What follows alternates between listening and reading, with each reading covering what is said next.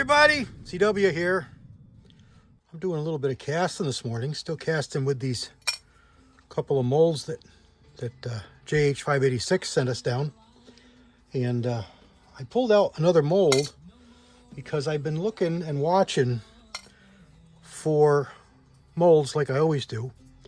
And I found one on eBay for sale as a hollow point mold. And it really struck my fancy, and I started looking, and I did actually own the mold a while ago. And I had bought it, actually I believe my father bought it. And I'm pretty sure of the number. I can't remember off the top of my head. I don't know if it's the same as the mold I'm going to show you right here. But I think it might be. And here's the bullet it casts. It's just a cute little semi-wad cutter. Very old design. This is actually a cull. I see it's a little bit rounded, but I can show it to you here. Let's see if I can zoom in without shaking you too much. All right, there we go. And you can see the lines in it. It's a cull, like I said. But it's a small little semi-wad cutter. Now, just a quick note here. We're safe. There's nothing out here to be of any concern. We got no liquid lead. We're not pouring lead. These are just lead, hardened, cooled pieces of lead. There's no danger here. And I'm just showing you what this mold drops. And it's a cute little bullet. Now, I believe it's a little bit different than the conventional mold of this number. And in a minute, I'll show you why. I think I've shown this in the past, but I know I don't have it on my channel here, so I want to show it to you. And here's the other bullet that it casts. This comes out of the same mold. Totally different. It's actually, look at there. It's actually a little Hydra shock. There's a post in the middle of that hollow point. And I believe it's about 125 or 130 grains. I'm sorry, 115 or 125 grains. I need to weigh them to see, and we do have a scale out here, so let's do that. You've seen them. Let's do a quick scale. I think I should have a scale out here. Yeah, my Hornady is out here. So let's see what we've got here. Let's put this back on the fire because I do want to do some casting with it, but I'm not going to do it on the video because YouTube doesn't want us to do that. So we're not going to do that. But we shouldn't have any danger of YouTube because there's no danger to us. Everything is safe in just doing what we're doing here. Okay, I don't know that you can read it, but it comes up to 120.1.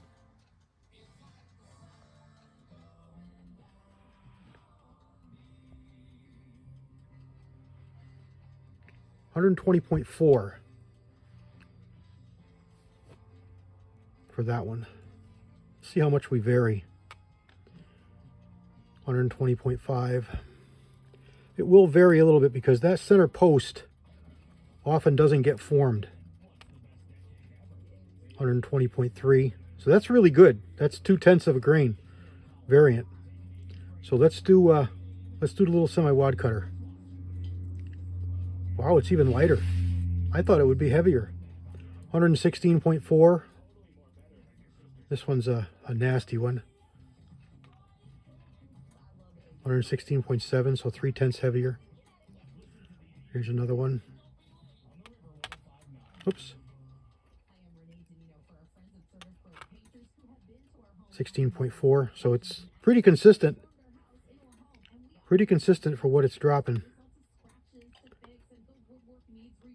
And I'm going to show you the mold numbers here. So let's turn this off. Let's get the mold back out here. Now this mold is hot, so I got to be careful. So let's do a little bit of an inspection here. So there we go. You should be able to see the numbers. We got 358, 345. So it is the one that I thought that it was. Now this is one that I saw go for auction a short time ago. Walter and I were watching it, and it went for crazy money. It was a conventional hollow point mold from Lyman. This mold is a little bit dirty. It could really use a cleanup. But the regular conventional hollow point molds from Lyman have a pin. The pin goes in and turns and locks, and it holds it right in. It's got a big wooden knob on it, like a thimble, you know, looking knob. And you turn it and pull it out, and then you drop the bullet out normally. Well, this is a custom mold. This was made by a friend of mine's father. I don't know when, but quite a while ago. And he made it with this drum section here. So he drilled a hole through the mold and intersected the bisecting hole that he put in here. And he first bored a hole through the bottom up into the bowl, into the cavity of the mold. See here, all this is what he did. It's not the way the mold came. He bored this hole up into here that junctures with the front driving band of the mold. And then he made this barrel section so that one side gives you the nose cone, semi-wide cutter nose cone, and the other side gives you a hollow point with a post in it. Now there's some lead in there right now. So this is not, the ones that are dropping right now are not actually truncated, are not actual hydroshocks. So I'm going to clean that out of there. It's a hard mold to keep clean and run. It gets cool, and it's a little bit temperamental. What he did here was, this is the screws to attach it to the mold handles. So this one here you can get out, but this one here you can't. You have to unscrew this from the pin to access the screw, or maybe it's just a pin, I don't even know.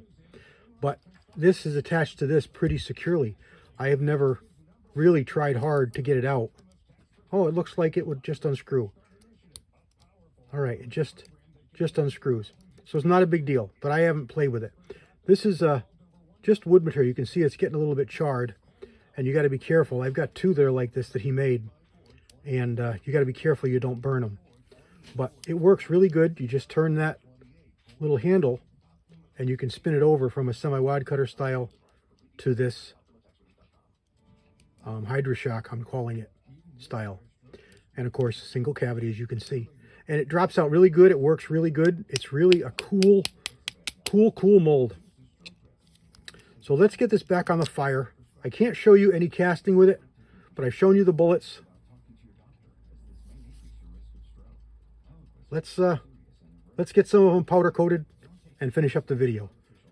I can't show you a whole lot more. We want to keep it safe for YouTube. There we go. All right, stand by.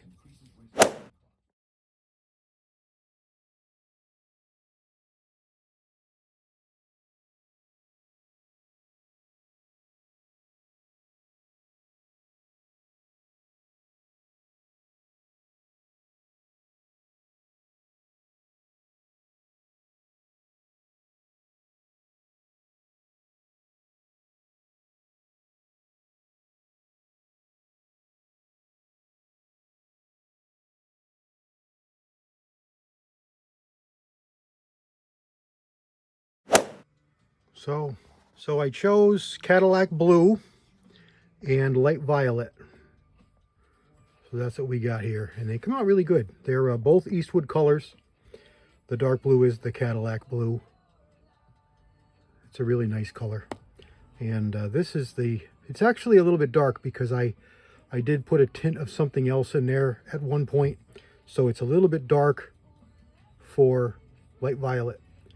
But I like the color a little better. It's a little more purple than it is pink. It strikes me as very pink, and this makes it just a little bit more purple, a little more to my liking. And there we go. This is the Lyman 358 345 mold, and this is close to what it would be. And these are the two changes that are made to it. let me go grab, before I close this video out, let me go grab those other bullets, the original bullets, and finish this video. Stand by. Downstairs now. Here's the original bullets. These were cast way back. And you can see the nose is a little bit different. This is the same mold, but you can see the difference. When he recut this nose, he made it a little bit longer. The original ones had a little bit larger meat plat on them and were a little bit shorter. But it's the same bullet. There we go. So all these are the same, but the powder coated ones have a different nose. And the conventional lubed ones are as the factory cut them. Now these are also cast in pure linotype, so they're nice and crisp and they're light. These don't even quite make 115 grains. And these ones here were 116, almost 117, and 120. So there you go. All right, everybody. God bless. CW out.